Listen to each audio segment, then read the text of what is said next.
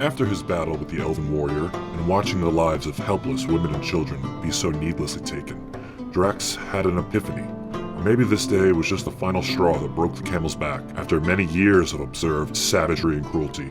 Draxx had decided he could bear it no more. Tonight would be the last night. He called himself an Earseeker. Draxx would talk it over with his brother the next chance he could, and though it's something they'd wanted to do since witnessing the execution of their mother at a very young age, it was something only now they realized they could actually pull off. If we're gonna do this, brother, we need to do it without anyone seeing. We leave tonight, and you mention this to no one. I'm sorry, but I can't do that. One, doesn't matter how stealthy you are. Big oaf like me with this big maul, I ain't sneaking by a soul. And two, I need to confront Grogg. When we leave, he needs to know we're gone for good. And I'm telling him myself. That's reckless, and you know it. I don't like this plan. It's just what I gotta do. Then so be it. I'll have your back, and I'll be ready when this blows up like you know it's gonna. I know. I'll be ready too. Let's get to it then. We see Draxx walk through the center of a crowd of rowdy orcs to what appears to be a pile of bone and rock and wood assembled to form something of a makeshift throne, upon which the Earseeker leader sits. Grogg is flanked at his right and left by his usual sight of Cho and Gall, his most trusted warriors and his right-hand men. To his right, Cho, the Crusher, stands. Cho is muscle incarnate. What he lacks in intellect, he more than makes up for in sheer strength, and has earned his nickname the Crusher by what he likes to do to enemy skulls with his bare hands. And the staff-wielding warlock to his left stands Gall, the Obliterator. Gall's power remains a mystery to most of the tribe, but what is for certain, though, is that the only reason Gall is yet to collect an ear is because his victims would be lucky if they had so much as an ear left after enduring his arcane fury. Draxx ignores them both and addresses Grogg directly. So, the half-orc Draxx seeks my counsel. Oh, what's in your first year, I see. Have you come to tell us the tale? Wait, let me guess. Was it one of the women or children seeking refuge in the trees? Well done. No. The orcs that killed the innocents find themselves dead by the blade of the elf, whose ear I now hold. He was a good warrior, just trying to protect his family, but that's not why I'm here. Choose your words carefully, Draxx. Innocent? How could they be innocent after I've given the order? Kill them all. Well, now you've got me curious. What is it then? Jax and I have thought it over. I think it's time for us to go. We appreciate the hospitality you've provided us all these years, but we're old enough now to make it on our own, and it's time we go our separate ways. Separate ways? An Earseeker is an Earseeker for life. You and your brother should know that better than any. Oh, how disappointing. After we've raised you, when you had no parents left, after we clothed you, sheltered you, fed you all these years, you'd wish to depart. How ungrateful you are. And where do you plan to go exactly? You think Neverwinter or Baldur's Gate would accept a brute like you within its walls? You're a savage, you're unwanted by those people.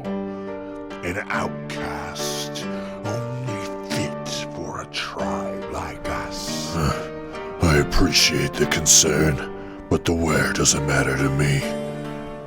I've heard some tales of Phandalin beginning to be rebuilt.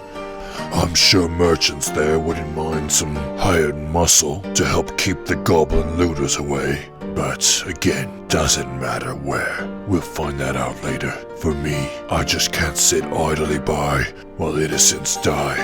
There's no honor here, and I want out. No honor. And again, you use that word, innocence.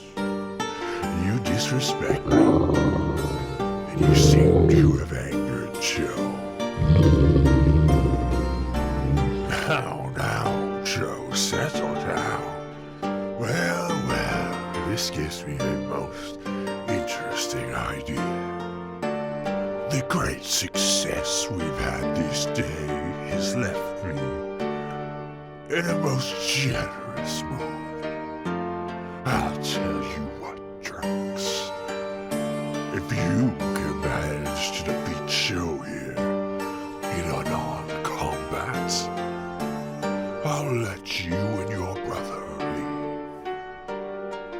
Oh, but if Joe wins, we all know what happens when Joe wins. Good luck. Oh, and go. Make certain the brother doesn't interfere. Wouldn't want him spoiling all our fun now, would we?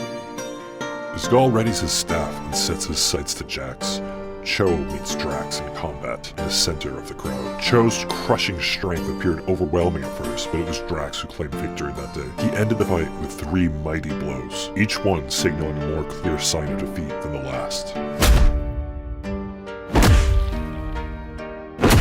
A surprising sight indeed.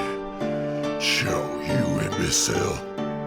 Well, I am a man of my word, am I not? What are you still doing standing around? Get going then, and I better not see the face of you or your brother ever again. Go!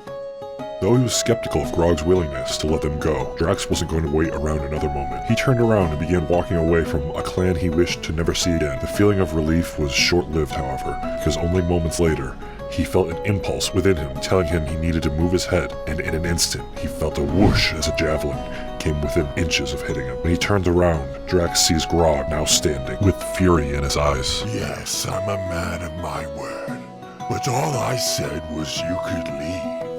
I never said you were leaving with your lives. Earseekers, get them! But the Earseekers hesitate to restrain Draxx, despite Grogg's orders. Some out of fear for what he was able to just do to Cho, and others seemingly out of respect. What are you standing around for? I said, get them! Cowards! Fine, if you won't do it, I will. Gall, get the Where'd the brother go?